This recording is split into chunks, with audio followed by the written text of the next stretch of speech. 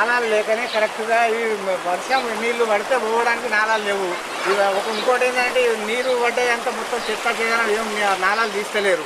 దానికి మొత్తం 39వ డివిజను, ఇది జన్మభూమి జంక్షను, ఏకశిలానగర్, లక్ష్మీనగర్, ఇదంతా ఏంటంటే మొత్తం చెరువు లెక్క మారిపోయినాయి. మొత్తం బండ్లు కార్లు కొట్టుకపోతున్నాయి. మొత్తం ఒక 2 కార్లు కొట్టుకొచ్చాయి. ఇప్పుడు ఒక 2 బండ్లు అయితే అక్కడ మునిగిపోయింది. అక్కడ మొత్తం అది కూడా కొట్టుకొచ్చింది ఒకటి. ఇక చెప్పండి, మీరు చెప్పండి. ఇంకా మరో 2 రోజులు కూడా వర్షం ఉండే అవకాశం ఉన్నది. రానున్న 24 గంటల్లో ఇంకా వర్షం ఉండే అవకాశం ఉంది. ఎట్లా చూడొచ్చు?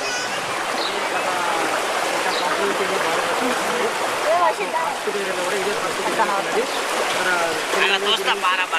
జరుగు చేసే వరకు ఇదే లోతట్టు ప్రాంతాలు వాళ్ళు కాలనీలో కూడా నీళ్ళు వచ్చాయి. ఈ మీరు గత 20 దగ్గర చూసినట్టయితే మీకు ప్రత్యేకంగా గుడిసెవాసులు ఇటు కాసుకుంట వాసులు కూడా గుడిసెల వాసులు కూడా నీళ్ళు